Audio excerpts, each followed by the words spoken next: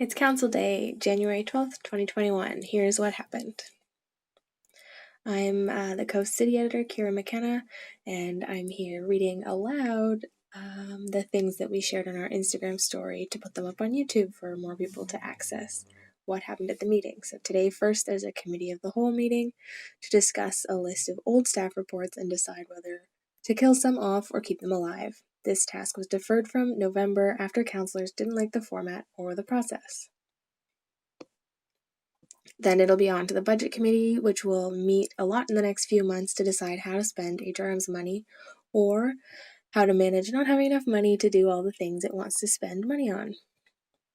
Then it'll be Regional Council. There's a few tweaks to the parking rules, an agreement to give people an option to donate to United Way when paying for parking, extra money for the Halifax Common Aquatic Project, looking at putting an ecological lens on HRM things, a request to include 6215 Coburg Road as a heritage property, a proposal for looking into rock blasting rules, and more.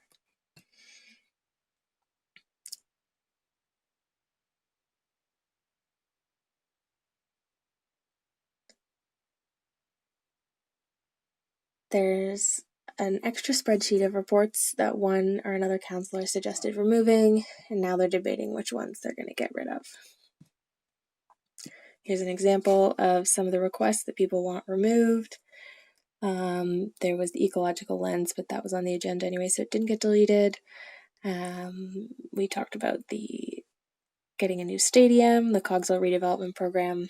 Some of them stayed and some of them went. Councillor Paul Russell notably requested that a lot of these be removed from the staff report log. Namely, he wanted to remove the motion from Lyndall Smith that came out of a Board of Police Commissioners meeting a year ago about sobering centres. The Coast wrote about that meeting when it happened last January with Harry Critchley, who pitched a pretty good idea to the board about sobering centres versus sending people to the drunk tank. Here's some of what he said. When Councillor Smith then brought the motion forward to council after it was at the Board of Police Commissioners, Paul Russell stood up and said, "The first drink when someone is sober is always intentional and they know what they're doing." He continued to speak about the moral failing of addiction in a pretty anti-harm reduction manner. Another thing that was left on the list of staff reports was in response to this, when Red Bull was going to have bull riders at the Scotiabank Centre, and that was cancelled, but they wanted a staff report on whether or not it should have been cancelled. They're going to keep working on that. It was saved from the kill list. What feels most important to remember with this exercise and most council meetings is HRM staff have finite resources. They work on what council tells them to work on. Niche requests often feel urgent and necessary at the time, but it's often taking resources away from other stuff. A staff person looking into bylaws about bull riding doesn't then have time to look into, say, safe streets or affordable housing. That's an oversimplification, but the overarching point is still the same. Councillor Paul Russell said that he changed his mind on sobering centres. He didn't explain why, so the report will continue to be worked on. Councillor Lisa Blackburn said she's glad to see Russell changed his mind, adding that this report is crucial to the work she and others are doing at the Board of Police Commissioners. Now, they were talking about a motion from a coordinating committee to form a coordinating committee for the Blue Mountain Birch Cove Wilderness area. Lucky for you, the Coast visited the area on Monday, and you can read all about it by swiping up. Which you can't do, but you can visit thecoast.ca to read about it. Or you can go back to our Instagram page and look at the tree emoji, snowflake emoji highlight in our profile to see the whole thing. A motion to kill the staff report looking at the guiding committee for the Blue Mountain Birch Cove Wilderness area was defeated, so that staff report stays alive. Then we asked people what they wanted to see from Regional Council in 2021. Lots of interesting answers: affordable housing, defunding police. So up next is the budget committee. The budget committee meetings have a lot of time for public participation, but so far in none of the meetings this year have had anyone signed up to speak. This is the floor is yours opportunity to address all councillors and the mayor and staff and think about how you think HRM should spend its money. If you've ever thought or tweeted into the void, why did council do that? Or why can't they do this? This is your opportunity to say so right at all their faces at once. It's their job to do what HRM residents want. this is an opportunity to tell them what that is. Here's how you do it. So these are some of the information. You just send an email or phone call, and you just have to do it before the meeting happens. So up first for the budget committee today is the advanced capital tenders list. Here's a little bit more info about what that means. Tender is like a work order that HRM would put out when it's confirmed it wants to work on something and now needs a private business to say, hello, yes, we'd like to work on this, and according to the scope of the project you provided, we think it'll cost this much. And then they pitch their price. HRM then picks the winning bidder based on whichever business said it could meet the requirements for the least amount of money. Businesses don't know what competing businesses will bid, so there's an incentive to keep prices low in order to be picked, which results in HRM not spending insane amounts of money on projects, in theory. But staff is currently looking at tweaking that system in a way that would allow HRM to break its own rules and pick a winning bid that was not the cheapest if that bid was, for example, a local business or a business that supports vulnerable populations. This is all part of the social policy territory, which was first brought forward by Councillor Lindell Smith and is still being worked on. What's happening today is councillors get to see an advanced list of capital projects. Capital budgeting is money for actual things in projects like infrastructure, renovations, buildings versus operating. Budgeting, which is money for programs, people, ideas, research, things that keep HRM moving and operating in HRM. They aren't voting yes or no today on these projects, but the idea here is to make a list of the projects. There's 29 in total for $71 million. Make the list public so that those private businesses who may want to bid on them can start thinking about it, maybe ordering parts, sussing out where the parts would be, which ideally removes the lag in time between when the stuff is actually approved, which won't be until April, and they need to get shovels in the ground. Here's a list of some of the things that were on the list. So we see park recapitalization, Fort Needham washrooms, active transportation strategic projects. Some of these could be killed by council when it comes to budget deliberations, and some of them will not be.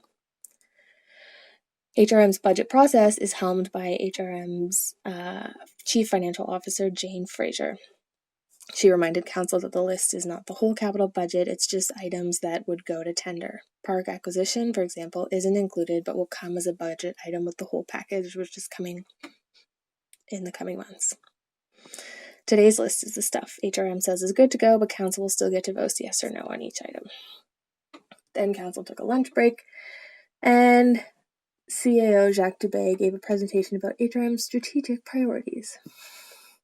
It's pretty high-level planning, and it guides what HRM does over the next year. It's a lot of jargon, but it's also important jargon that they return to over and over again to make big decisions. The first priority area, a prosperous economy, shows the changes requested by council in red. Here are some of the things that fall under the prosperous economy strategic initiative. Strategic initiatives number 2 is communities. On that list was the heavy urban search and rescue service before, which I'd never heard of, so I looked it up, and this is what it is. There was one of the sub-points of the communities initiative is inclusive communities. Here's a list of things that matter to a lot of people in HRM. That bullet point for affordable housing was added per request of council. This is saying that HRM is committing to all of these things: equitable access to municipal services, their corporate accessibility strategy, and more. The Integrated Mobility Plan is the third strategic initiative. Its main talking point is that it directs staff to give equal weight to pedestrians, cyclists, and cars in planning versus past planning, which totally prioritized cars over anyone else. This screenshot from their presentation shows some key projects on HRM's radar that are supposed to make it easier for everyone to move around the city, not just people with cars. The environment gets its own strategic initiative, which is noteworthy, mostly because most of the Halifax 2050 things will have significant upfront costs, so having a commitment here overarching everything will mean that fussing over the money should be minimized because it's already been committed to with the awareness of the costs. Reminder, the long-term costs are slated to bring savings. Councillor Becky Kent kicked off the discussion saying, as all councillors have said, that the number one thing they get complaints about is road safety. 19% of Coast followers who saw this question said that they have reached out to their councillor about road safety. We asked, do you think these complaints about road safety distract councillors from doing meaningful work? Majority said yes. Lots of people had thoughts. Some of them wanted to say that they think road safety should just be fixed and it's so bad and people are driving into houses on the street they live. Councillor Mancini jumped into the discussion to say, to my colleagues here, understand if we go into budget and HREP comes forward with their budget and we cut that budget, guess what's going to be the first thing that's cut? Our CROs, which is community resource officers, and traffic enforcement. It's not clear how Mancini has this specific insider knowledge about HRP's budget priorities and what would be cut.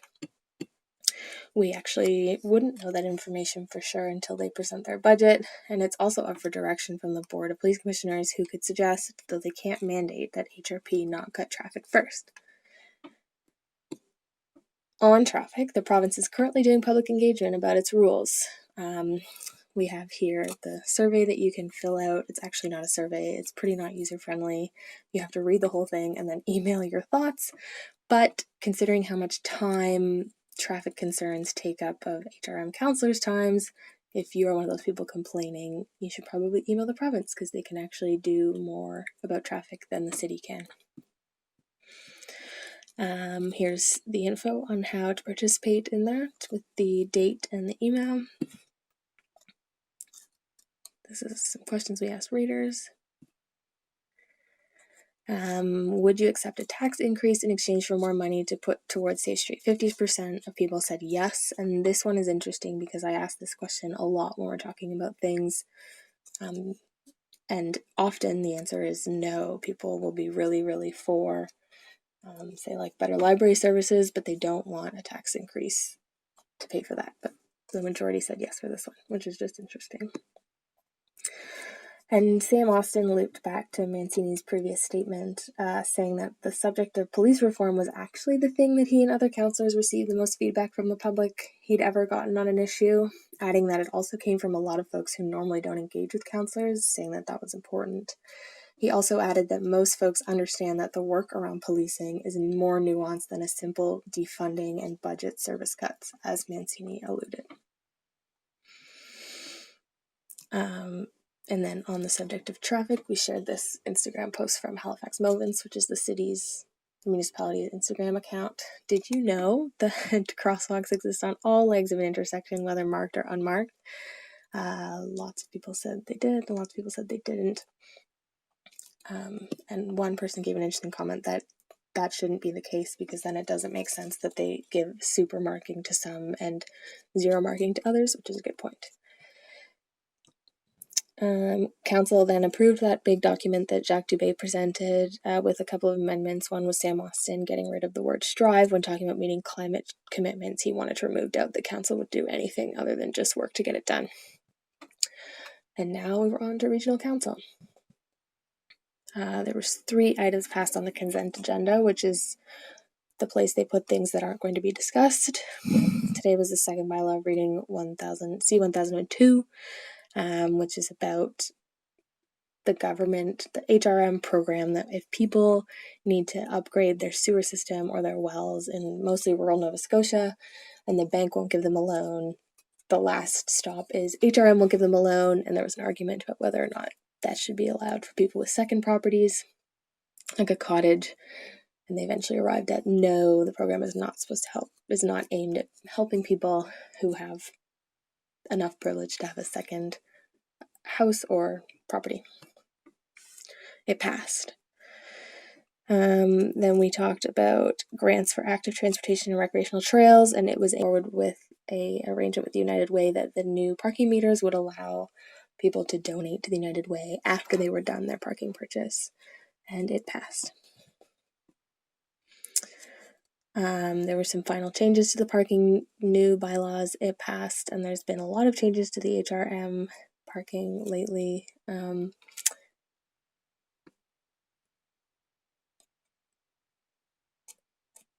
Now council is discussing bylaw amendments for the property at 5853 College, which is one of the projects that received federal funding for rapid housing through the Canadian Mortgage and Housing Corporation at the end of last year. We wrote about it. You can read it at thecoast.ca. There were 3 organizations that got the money, and they should have new units, at least 28 units, ready and people living in them by March of next year. Then we talked about a supplemental report for the Regional Watershed Advisory Board.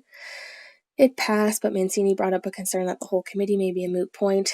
Staff said that they had recommended disbanding it a while ago, but the Environment and Sustainability Standing Committee voted against it. Council then approved a housekeeping motion for Halifax Transit that firms up free transit for riders 12 and under, and asked staff to prepare a staff report considering potential for discounting bulk purchases of single transit fares, i.e. tickets, for both nonprofit agencies and promotional events.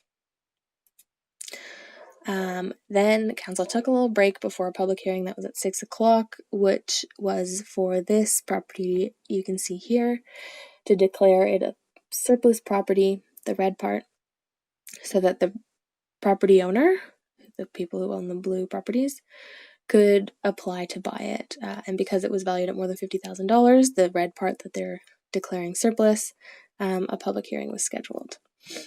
After that, council resumed with the following agenda items, which looked at a heritage property, temporary rock breaking, and a creation of a bylaw for demolition permits, and we didn't cover those. So that was it for this meeting and the live coverage. If you listened all the way through and you found the narration of this video helpful, please let us know by messaging us either on Instagram, or you can email me at news@thecoast.ca. That's all until the next meeting, which is in 2 weeks. Take care.